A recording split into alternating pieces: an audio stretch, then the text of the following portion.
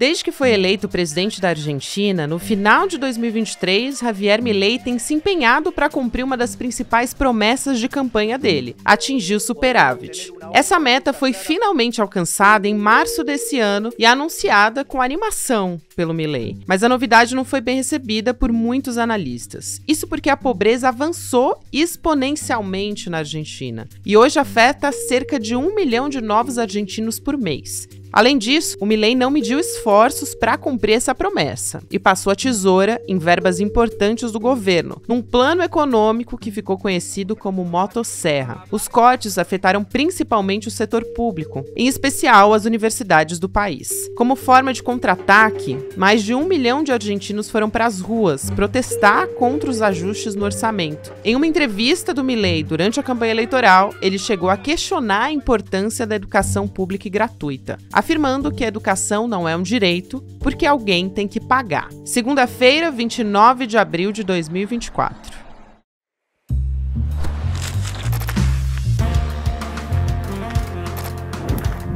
Olá, seja muito bem-vindo, seja muito bem-vinda. Eu sou a Gabriela Varela, esse é o Jornal Detalhes.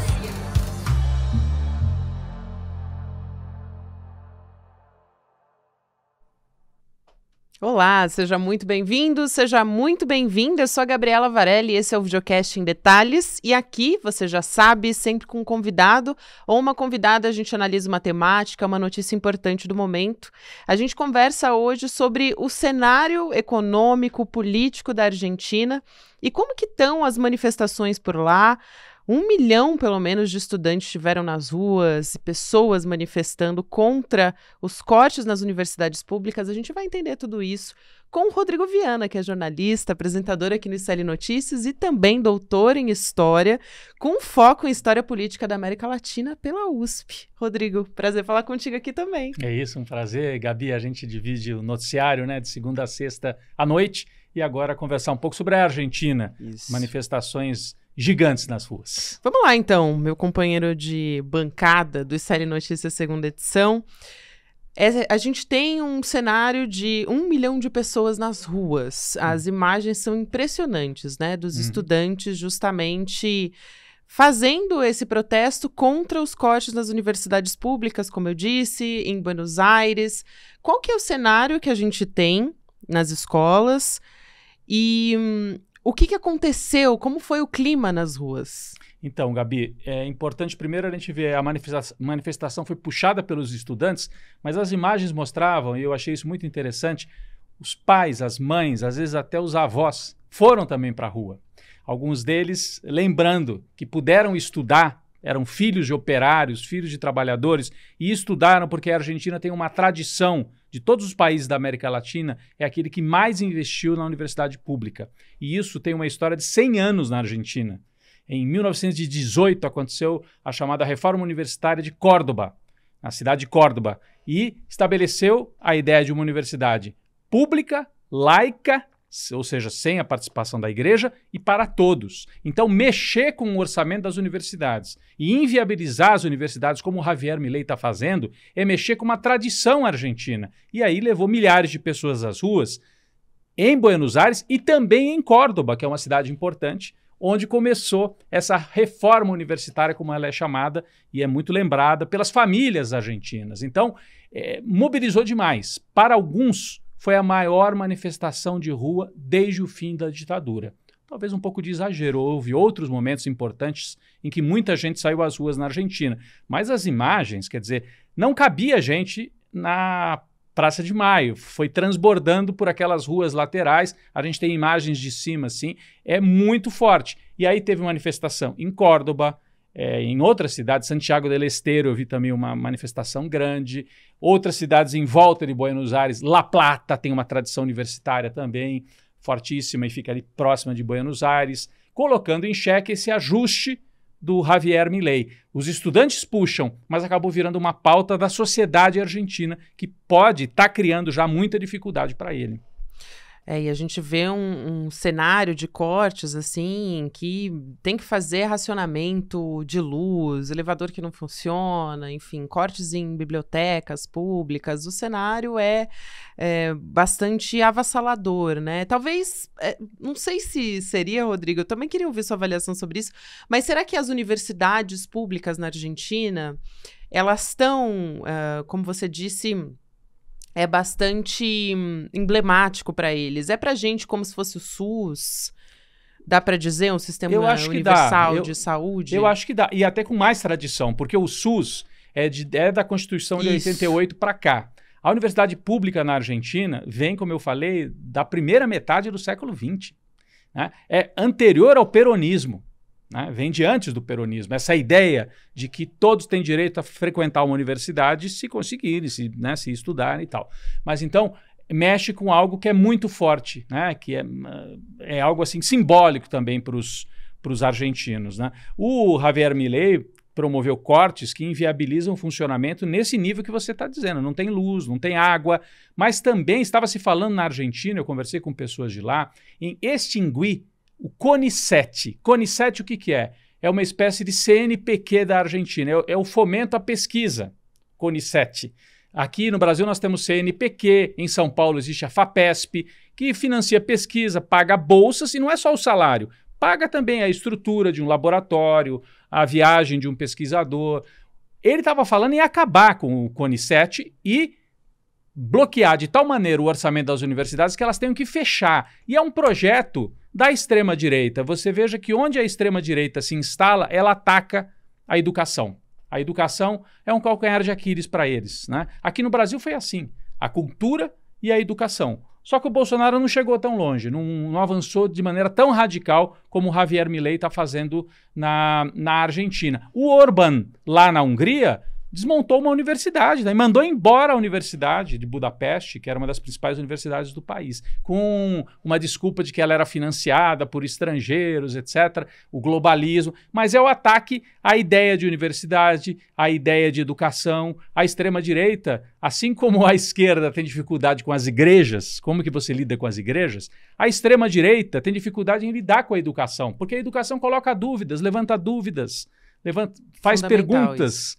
Perguntas desagradáveis, e para alguns, né? E também coloca em xeque algumas certezas. Né? Então, aquela ideia, Deus, pátria, família. Peraí, o que é? Qual Deus, qual pátria, qual família? Né? A educação faz isso, levanta perguntas. Né? E perguntas são sempre desagradáveis para quem quer impor regimes autoritários. Né? Por isso, Paulo Freire é esse símbolo também da extrema-direita no Brasil, de ataque à extrema-direita no Brasil. Agora, a gente tem acompanhado, desde que o Javier Milei assumiu, a gente tem acompanhado essa movimentação no sentido de enfrentamento ao posto dele, né? Teve panelaço durante o pronunciamento. A gente tá vendo agora também na Feira do Livro, a gente estava conversando antes de começar até o episódio, na Feira do Livro lá em Buenos Aires também, o Milei virou praticamente uma persona não grata. A turma da cultura, das editoras, do livro, não quer a presença dele, porque ele é contra a cultura, contra a ideia de reflexão, né? Pela figura dele, pelo que ele representa, né? E também a gente teve em janeiro de 2024 uma paralisação sindical, que não foi tão grande em comparação com o que a gente está vendo agora, mas já demonstrava ali o começo dessas manifestações. E logo que o Javier Milei assumiu, ele tentou justamente colocar um protocolo de segurança para impedir as pessoas de ficarem paralisando o trânsito, os piquetes, que são muito tradicionais também em Buenos Aires. Queria que você contasse um pouco desse cenário e também a sua avaliação política, né, do quanto isso enfraquece o Milei politicamente, porque a gente está vendo um avanço de fato, cada vez mais as pessoas indo para a rua, e a gente sabe que nesses regimes o que mais deixa um receio, vamos dizer assim, a quem está no poder é justamente o povo na rua, né, Rodrigo? Exato. O Milei ganhou com uma margem razoável, mas não esmagou a oposição. A oposição continua existindo. Tem uma oposição organizada, tradicional, que vem do peronismo. Aí você tem um peronismo mais conservador, porque as pessoas, não sei se todo mundo sabe, mas o peronismo tem desde um peronismo católico, conservador, mas a favor do sindicato e das leis sindicais, até um peronismo de esquerda, um peronismo revolucionário, como existiu nos anos 70, até guerrilha peronista. O Perón era um militar de origem, mas ele teve um papel tão preponderante na sociedade argentina que tinha peronismo para todos os gostos. A Cristina Kirchner e o Néstor Kirchner são desse peronismo mais à esquerda, né? Um peronismo reformista, um peronismo que enfrenta, inclusive, algumas questões do capitalismo e tal. A primeira marcha em janeiro, ela foi organizada pelos sindicatos, por esses setores mais tradicionais organizados do peronismo. Essa marcha agora dos estudantes das universidades, e como eu falei, não só dos estudantes, de professor, de funcionário e das famílias, né, em torno da universidade, ela eu já diria que foi uma marcha mais da sociedade do que somente da oposição. Então, transbordou. É um sinal amarelo bolha, realmente. Talvez. Então não dá para dizer, os peronistas, a oposição que perdeu está querendo fazer barulho. O Milei tentou vender essa ideia. Ele falou, é o choro da esquerda. Mas não dá para simplificar e dizer que foi só isso. Quando a gente olha as imagens, 1 milhão de pessoas na rua, né? Não é só o setor mobilizado. A Cristina Kirchner foi para a rua, tem até uma imagem bonita. A Cristina sai no balcão, como eles dizem lá, numa sacada do prédio onde ela trabalha, com um blusão da Universidade de La Plata, porque foi onde ela estudou. Ela e o Néstor se conheceram, aliás, na universidade, foram do movimento estudantil na universidade. Então, os estudantes levaram para ela e ela, estou aqui como uma ex-universitária da Universidade de La Plata. Então, ela participou, mas não dá para dizer que foi uma marcha puxada pela Cristina Kirchner. Não, é uma marcha... E isso é que é perigoso para o Milei. Essa faísca que virou, não é algo dos sindicatos. É o peronismo que está derrotado. Não, é algo da sociedade que está resistindo. Então, a avaliação política que a gente pode fazer é essa. E, Gabi, se você me permite, claro. O Milei tenta vender a seguinte ideia. Um presidente, ele se apresenta como ultralibertário. Na verdade, ele é do movimento neofascista. A diferença é que o fascismo do século XX tinha um lado assim de Estado forte. O Milei, ele propõe praticamente a destruição do Estado argentino. É como se a Argentina abdicasse de ter programa social, de ter ministério, de ter programa de obras públicas e virasse quase que uma colônia dos Estados Unidos. Ele até foi encontrar representante militar dos Estados Unidos para abrir espaço para uma base dos Estados Unidos na Argentina. É algo assim que mexeu muito com os brios também. Mas ele, do lado da economia, ele diz, temos que fazer isso, porque foram 50 anos de peronismo, muito Estado, e não deu certo. É mentira. Nesses últimos 50 anos, a Argentina já tentou por 3 vezes implantar um programa neoliberal nessa mesma linha que o Milei está tentando, de destruir tudo, acabar com programas, acabar com a indústria, acabar com as empresas argentinas e virar só um país agroexportador. 3 vezes. A primeira na ditadura. A gente olha para a ditadura no Brasil, foi uma ditadura com o Estado presente, com empresas estatais. Na Argentina, não. Os militares, além de toda a repressão do banho de sangue, o ministro da Economia, Martínez de Hoz, um civil que era ultra neoliberal e arrebentou com a indústria argentina e não deu certo. Terminou com hiperinflação e com a economia quebrada e a ditadura saiu com o rabo entre as pernas e a Argentina com hiperinflação, primeira vez. Segunda tentativa, com o Menem, presidente, e depois com o De la Rúa, foram 2 presidentes. O De la Rúa deu tão errado que ele teve que fugir de helicóptero, a gente tem as imagens, teve que fugir da Casa Rosada de helicóptero, que o povo queria matar o De la Rúa. É histórica essa imagem. É histórico, porque ele apreendeu o dinheiro, o corralito que eles chamavam, né? Prendeu o dinheiro de todo mundo no banco. E a terceira tentativa é agora, com o Macri, foi presidente por 4 anos, perdeu, não conseguiu implantar o programa liberal, não deu certo. Veio um peronista, o Fernandes, também teve a pandemia, um governo que teve muitos problemas. Agora vem o Milei e fala, eu pela primeira vez vou fazer um programa liberal na Argentina. Não é verdade, já foi tentado e não deu, não funcionou, né? Aliás, os governos mais liberais na Argentina ou foram debaixo de ditadura ou não terminam. O presidente tem que sair fugido, como aconteceu com o De la Rúa. Não sei se vai ser esse o fim do Milei, mas ele está perdendo apoio e está com dificuldades, inclusive no Congresso, para aprovar as medidas dele, né? Pois é, tá aí um outro ponto que a gente tem que entrar também. A gente tinha, por exemplo, uma das medidas que o Milei queria implementar, né, Rodrigo, justamente no Congresso, E é nesse sentido, né? Aquela tal da lei ônibus, né? Prevendo superpoderes para o Javier Milei e tal.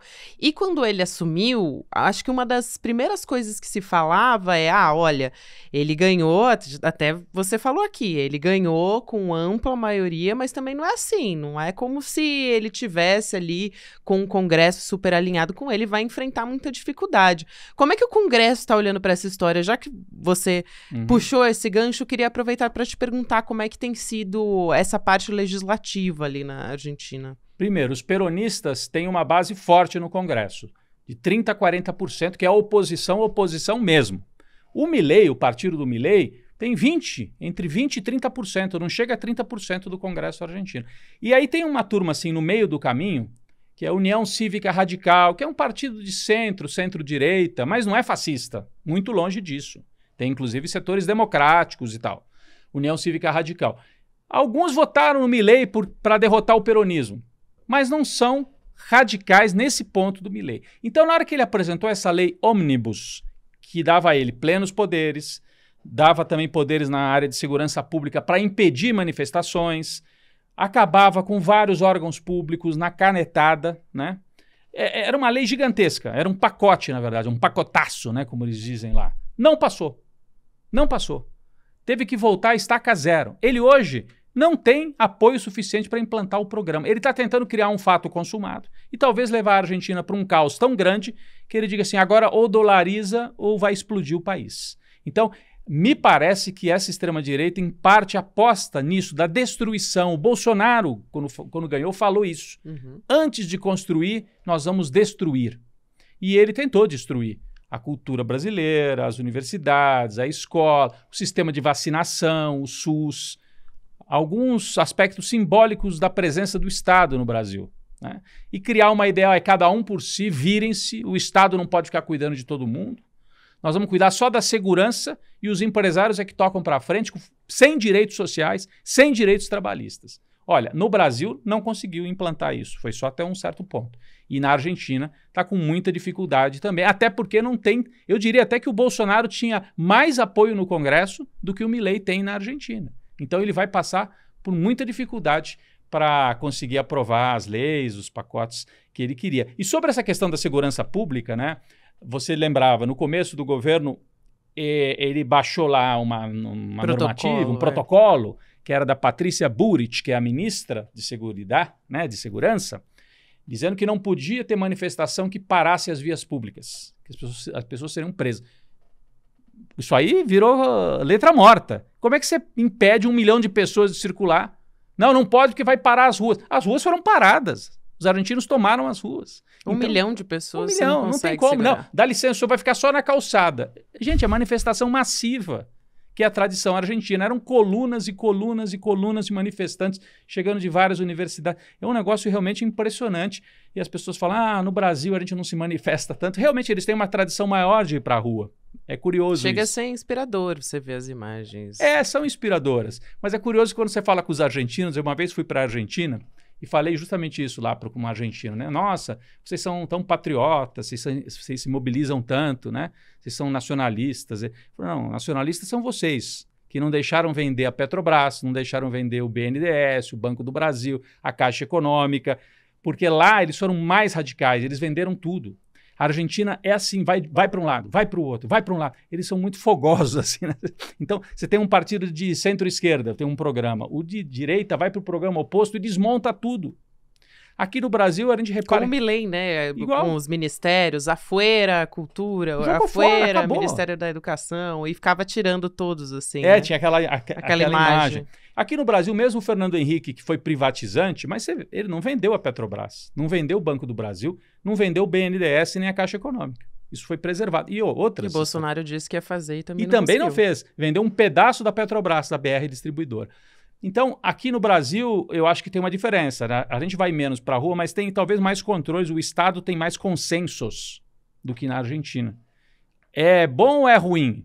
Eu não sei, a Argentina com tanta mobilização vive numa crise já há muitas décadas também, né? É muito interessante esse ponto que você traz e eu queria aproveitar para entrar em como o mundo, né, tenta vender essa imagem de que está dando certo, inclusive a imprensa, né, muitas vezes, que é absolutamente uma mentira.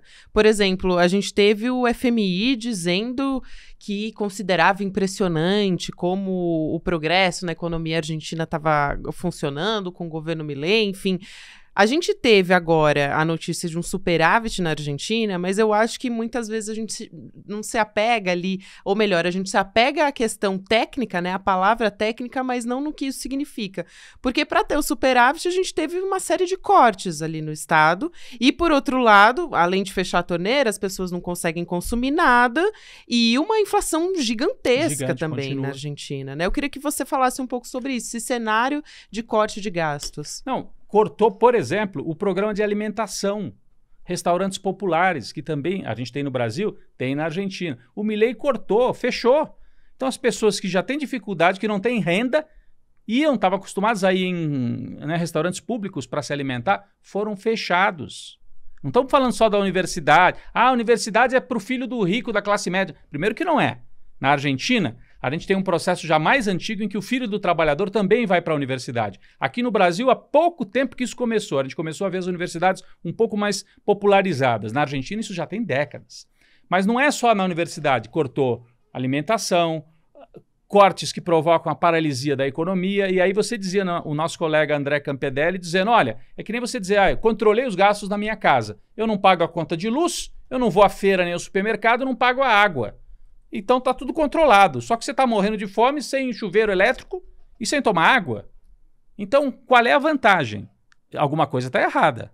E o outro ponto é que país não é orçamento familiar. Isso é uma mentira que os neoliberais ficam o tempo todo. Não, é porque é que nem a dona de casa, não pode gastar mais do que arrecada.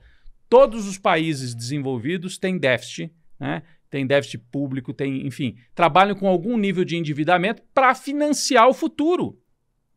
É claro que você tem que ter controles. A Argentina, em algum momento, acho que exagerou nisso e perdeu o controle, gerou inflação, e aí é péssimo. Agora, apesar disso, o Milei vira, se a gente sair um pouco da economia e pensar na política, o Milei é um dos símbolos da extrema-direita vitoriosa no mundo. Ia entrar nessa também, para te perguntar a diferença com o cenário histórico que você trouxe também.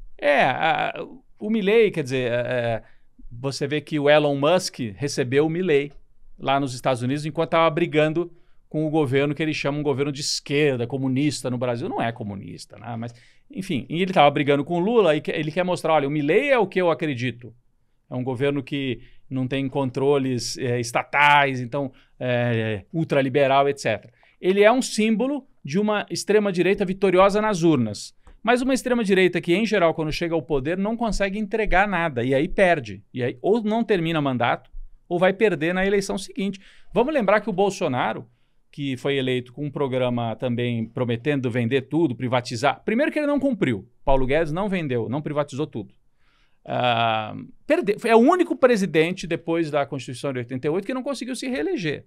O Macri, na Argentina, que também era de direita liberal, fez um programa ultraliberal, não conseguiu se reeleger. Então, tem dificuldade. Essa extrema-direita está forte, a gente se assusta, até porque a própria figura do Milei, né, as barbaridades que ele defende, assim, uma coisa distópica parece, se vendendo como um super-herói, antipolítica e despolitizante, assusta. Mas falta substância. E acho que eles apostam justamente nisso. Acho que ele nem quer ter substância, a ideia é destruir. Destruiu o Estado Nacional. Assim como fez o Bolsonaro. O Bolsonaro destruiu até certo ponto, Você vê que o Estado de São Paulo, por exemplo, fez um papel de resistência na questão das vacinas e produziu vacina. E aí, ou comprou, né, dos chineses, depois produziu aqui, e com isso fez um contraponto e obrigou o Bolsonaro a se mexer. Então, o Estado brasileiro tinha condições e tinha institutos e níveis de consenso que deram capacidade de resistir a esse programa de destruição completa. Agora, eu fico imaginando, se o Milei colocar em prática o que ele quer, é destruição nacional. É transformar a Argentina quase que numa colônia. Uma colônia dos Estados Unidos, que também está em crise. Então, qual que é o programa? É cada um por si? É voltar à era das fazendas, das estâncias? Voltar a produzir carne e só isso, não dá. Uma sociedade urbana, a Argentina é uma sociedade sofisticada, urbana, Buenos Aires, Córdoba, Mendoza e várias outras cidades grandes. Não cabe mais isso. Então, qual que é o programa? Destruir e depois? Eu acho que eles vendem uma ilusão e depois não conseguem entregar. Rodrigo, para a gente fechar, porque o nosso tempo acabou, mas eu não posso deixar de perguntar se você acha que o Milei vai se sustentar no cargo e por quanto tempo você acha? No começo muita gente dizia, não vai durar 3 meses. Ele vai durar um pouco, porque ele tem um acerto político, ele tem um fiador que é o Macri. Quem coordena a parte política e faz os acordos políticos é o Macri, que é o ex-presidente, que foi inclusive presidente do Boca Juniors, né? Sujeito ligado ao futebol, mas foi presidente da República, tem força política, tem partido político. E o Macri também é liberal. Não é tão enlouquecido como o Milei. Né? Eu não gosto de usar a palavra enlouquecido, porque não é isso é um método. Mas não é tão extremista como o Milei. Mas fez uma parceria. Estão juntos. Né? Então, o Macri dá uma certa sustentação para ele. Por isso que eu não acreditava, não vai durar 3 meses. Vai. Agora, essas manifestações das universidades, se isso se prolongar na Argentina, vai começar a reduzir apoio e ele não vai conseguir trazer resultado, Gabi. Serão pelo menos 2 anos de crise de caos completo. A Argentina não sobrevive a isso por 2 anos. Então, acho que ele tem capacidade de durar aí 1 ano, 2 anos. Depois, ou ele recua em parte das medidas, ou não termina o mandato. Eu acho. Então, eu acho que é um governo que pode, aí no meio do mandato, se inviabilizar, a não ser que o Macri chegue e fale, vamos adaptar um pouco o programa aqui, tirar o pé do acelerador para que a gente consiga ir até o final. Então, essas são as 2 possibilidades. Se ele insistir no programa dele, eu acho que ele não tem condição de durar o mandato inteiro. Muito bem, Rodrigo Viana, que é meu colega aqui do ICL Notícias. Que prazer te receber aqui. Hoje a gente vai estar juntos no ICL Notícias segunda edição e também aqui no Em Detalhes. É isso, Gabi. O prazer foi meu conversar com você e com todas e todos que acompanham o Em Detalhes. E vamos continuar acompanhando, né? Porque essa história vai crescer muito ainda pelo jeito. Isso Até aí. a próxima. Até a próxima.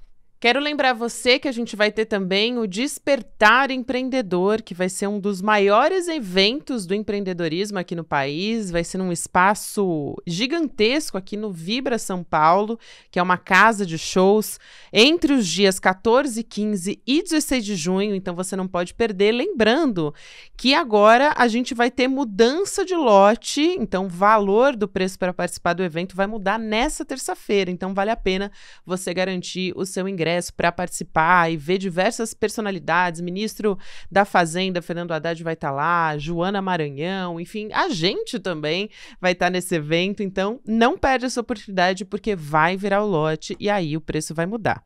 Fica a dica para você, então. Obrigada, você que me acompanhou até aqui. Próximo episódio vai ao ar às 10h30 da manhã, ao vivo no YouTube, por onde você acompanha toda a nossa programação. Você fica agora com o Mercado Investimentos, depois tem Rolê ICL e 6 horas da noite tem ICL Notícias segunda edição. Tchau, até amanhã. A gente está fazendo história, construindo a maior comunidade de empreendedorismo e negócios do Brasil, hackeando o sistema e vencendo eles nas regras deles. Mas isso tudo é só o começo, porque agora chegou a hora de despertar. A hora de construir um empreendedorismo onde os negócios prosperam e as pessoas têm dignidade. Esse momento histórico vai acontecer aqui, na Vibra São Paulo, a maior casa de espetáculos do Brasil, nos dias 14, 15 e 16 de junho. Anotem na agenda e se preparem. Mais de 4.000 pessoas juntas, participando do evento de empreendedorismo mais incrível já realizado no Brasil. Aqui a gente vai assistir ao melhor grupo de palestrantes já reunido no Brasil. Palestras técnicas com grandes especialistas e shows maravilhosos para sacudir a plateia e colocar essa casa abaixo.